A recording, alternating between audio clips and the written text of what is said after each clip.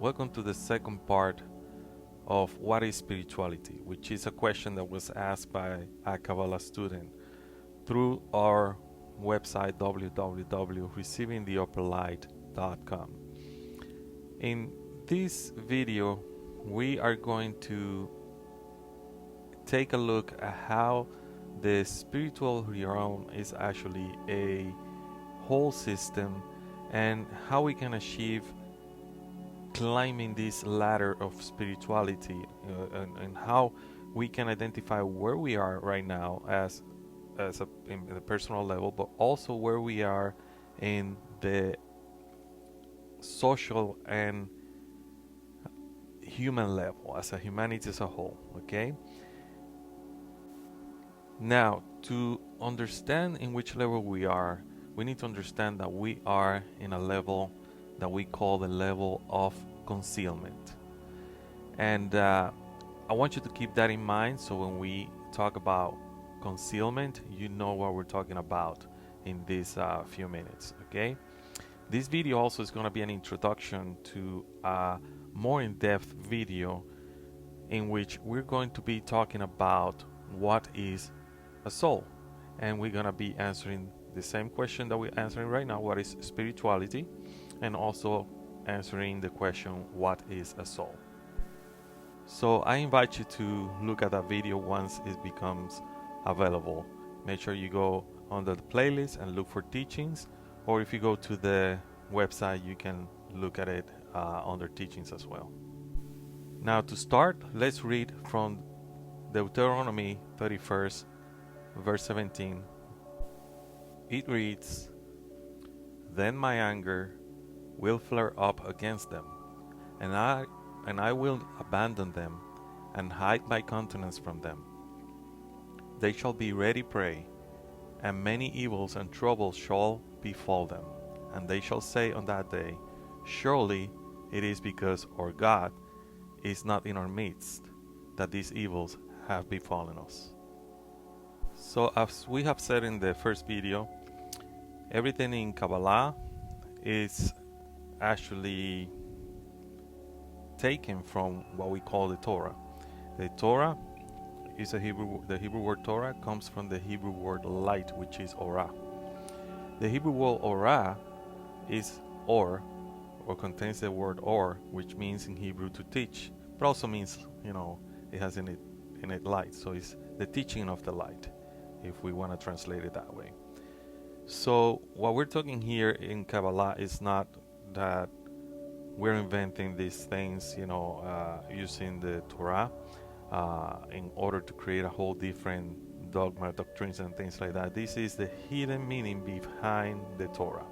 Like I mentioned before in the first video, the Torah has hidden codes and insights that we need to discover as we study Kabbalah in order to discover this spiritual world that we're going to be talking about. So in order to understand spirituality, we need to understand where we are. Currently, as of this video, we're in the year 5782, the Hebrew year 5782. In the Gregorian calendar is 2022. But this year is part of many years that have actually passed before, and years that still have to come. And during these years, what you're gonna see is that it's a whole 6,000 years, so we call it 6,000 years of correction. And these 6,000 years of correction are divided into three. They're divided into the 2,000 years of Tohu, which is chaos, the 2,000 years of Torah, and 2,000 years of Mashiach. As you can see in this graph, what you see is that before the 2,000 years of Tohu and the fall of Adam into the physical realm, we have the development of the physical body. So don't think that the physical body that you have, like some religions teach, is actually what was over there, up there, in this high realm that we call Gan Eden, or the Garden of Eden.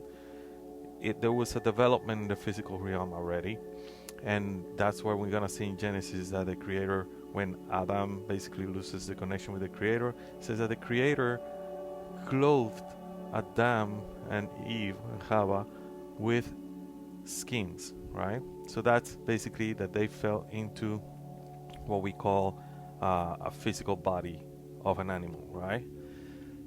And then from the year that Adam become conscious of that there's something that it needs to be achieved, that needs to be achieved, which is going back and climb the ladder back to where he came from, where this soul came from. That's where we start counting the years. That's why you have 5,782 years, because we're not counting the creation of the universe, we're counting the years in which Adam became conscious that there's something beyond this physical realm. Now, in the years to who something happened, Abraham appeared and he started this process of correction by teaching about this one force, this force that is not divided into many forces, the force that includes all these forces into one, the one God as we know it. Then after that, we're going to see the years of the Torah, when the Torah is revealed in Mount Sinai, the written Torah. And then throughout the history of the people of Israel, the children of Israel, what we're going to see is that the first temple appear, and also the first temple is destroyed. And this has to do with the development of the ego, throughout the years. The ego, even though there's this desire for spirituality, there's also this desire for more power, for more material gains and things like that. So as you can see, the ego goes and grows and grows and grows, and to this point where we are, that the ego is at its greatest potential and potential danger, which means it can make us basically destroy ourselves, not only physically but also spiritually. Then after the destruction of the first temple, we're gonna see that the children of Israel are back in the land. Land actually in Hebrew, it's called Eretz, which Eretz is the Sephirah Malchut, but also Eretz signified Ratzon. Ratzon in Hebrew is desire. The word Israel comes from the word that we mentioned in the previous video. Is the word Yashar El, straight to God, which means that the land of Israel is that desire in us to go directly to the Creator. Okay, so when they go back, there's a second temple, and then that second temple is also destroyed because of hatred without reason. Then after that, there's basically the first and second, what we call kind of like the Creator hiding his face. Then eventually, because of the correction that we need to go through, the Zohar start appearing. The writing of the Zohar was on the 3rd century, but it was hidden because humanity wasn't ready for it. Then it was rediscovered in the 11th century, and it was kept within Judaism. And it was kept not only within Judaism, but also inside certain groups within Judaism. Then after that, what we find is that the writings of the Ari, which appear in the 15th century, the writings of the Ari then reveal what the Zohar was actually, let's put it this way, it was decoding the Zohar. It was decoding everything in a way that can be understood better. And that creates kind of like a revolution at the time, right? To this day, because now we have more people studying Zohar because it's more easy to understand thanks to the Ari, plus all these other revelations that the Ari gave to the world. And not only the Ari, there were other people like Abraham Abulafia. There were a lot of other rabbis around that time and after that time or before that time that were revealing things. But right now, the most important thing about Kabbalah these days, it has to do with the writings of the Ari. So because of this, we have then, in modern times,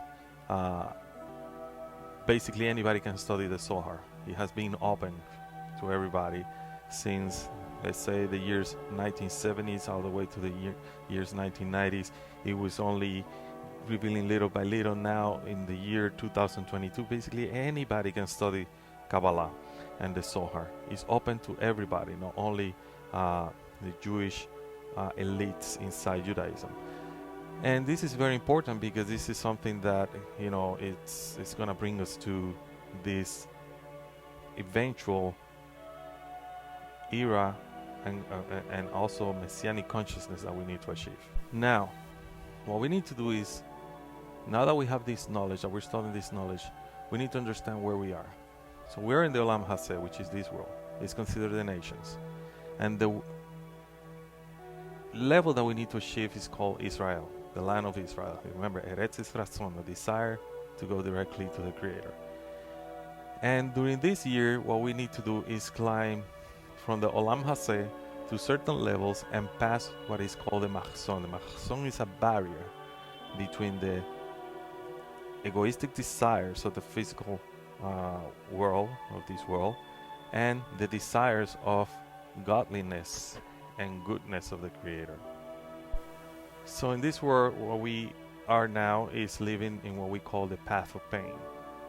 The path of pain is basically we move when we feel uncomfortable. When something happened to me and it's bad and I feel uncomfortable, I pray to the Creator to change the situation, instead of praying to the Creator to change me and know how to take this situation as a teaching so I can be a better person and achieve a higher spiritual level, right? But that's called the path of pain, and we can talk about what is prayer in the future as well in another teaching, but this is what you need to understand. The path of pain is basically about that. It's the Olam Haseh in this world. But there's two concealments in this world. There's what is called a double concealment and a single concealment. In the double concealment, what we have is that the person is completely blind. The Creator is totally hidden. They don't know who's in charge or anything like that. They just think that everything's happening by chance. Okay? But eventually when the person starts recognizing, let's say, it's his own or her own egoism in life and want to correct, this changes into what is called a single concealment.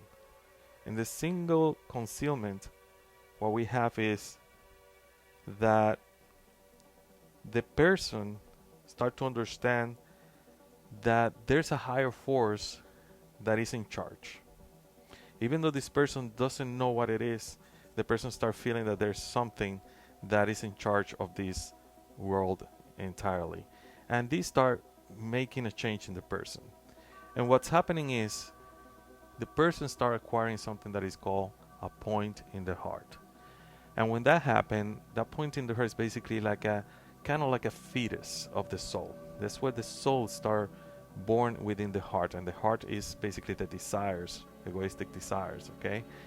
But this non-egoistic desire, which is a spark of the Creator in us, that soul in us, needs to grow. So how we do that? We do it through studying Kabbalah, studying with a teacher, finding a group of people that are like-minded and want to achieve this climbing above Mount Sinai, which is basically climbing above these incorrected 613 desires. Because remember, the mitzvah are 613 in the Torah, but it's because there's 613 desires that we need to correct in our spiritual path.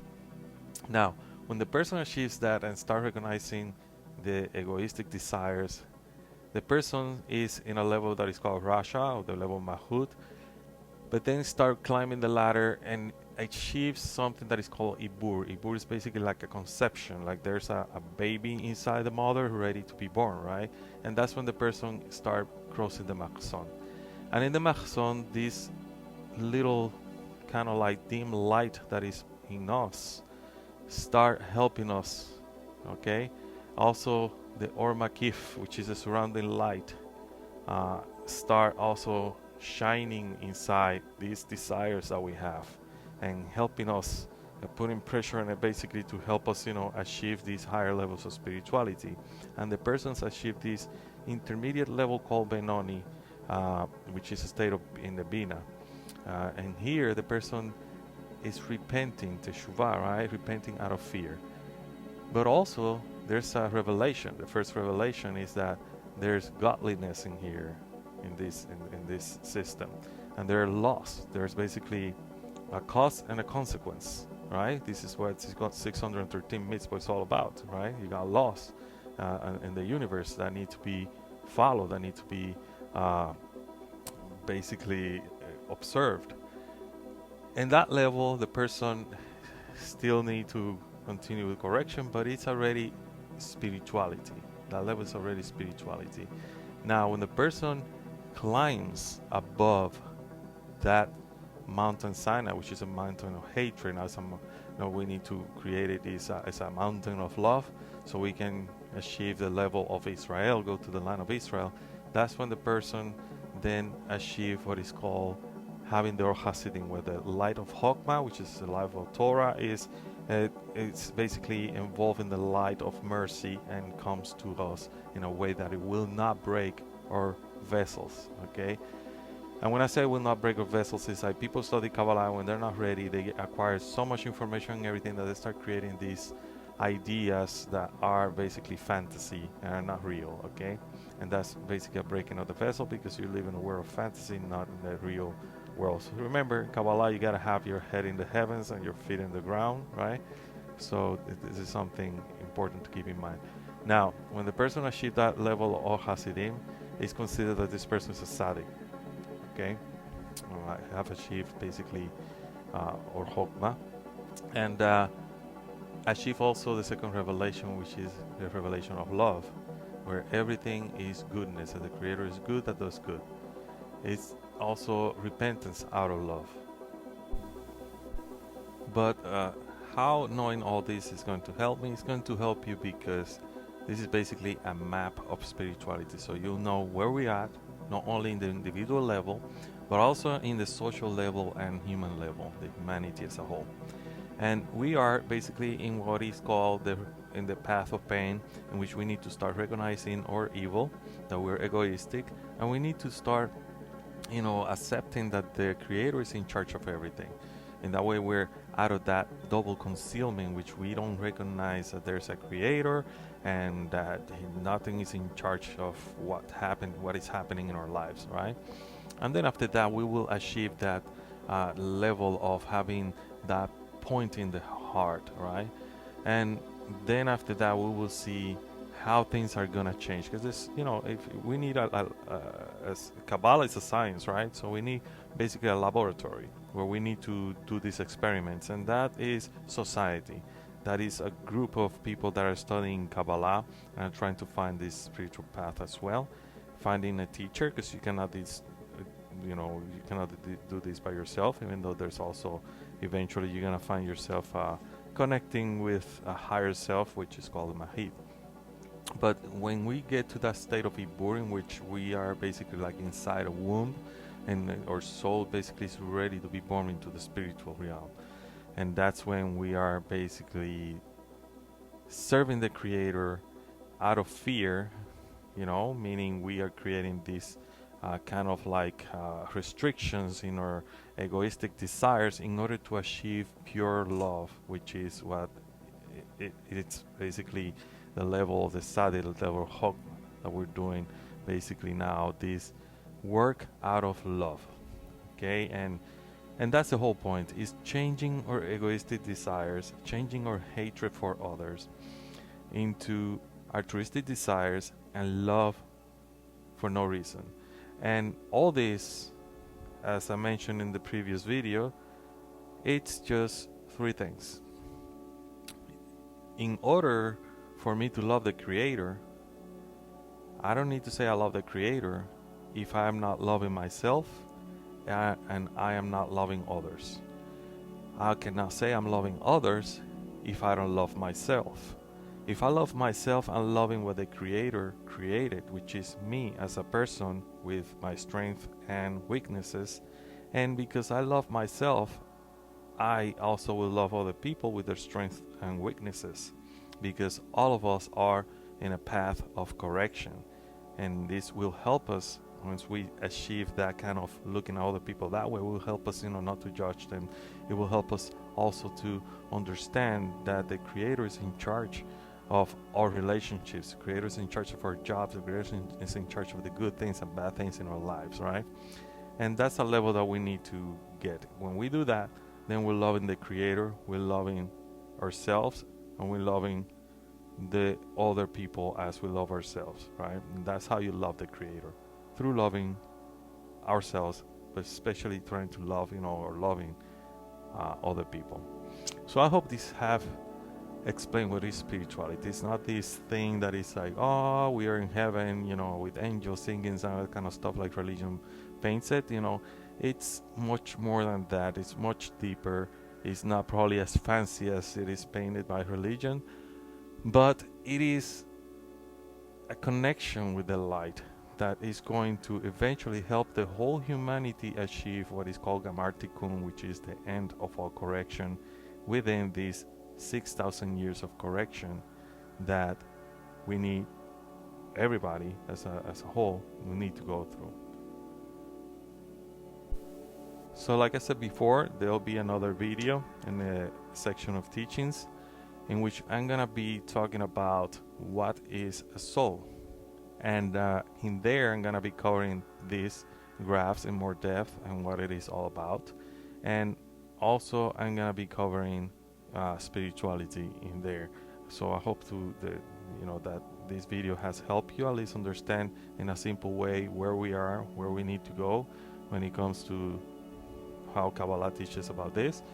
And if you have any more questions or anything like that, feel free to go to the contact page in the website www.receivingtheupperlight.com and send us that question, and try my best to answer as soon as possible.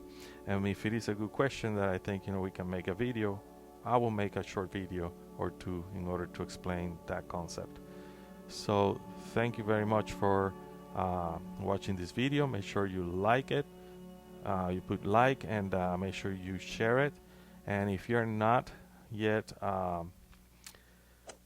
subscribed, make sure you subscribe. That will help us a lot to spread these teachings all around the world for free. So I'll see you later. Shalom.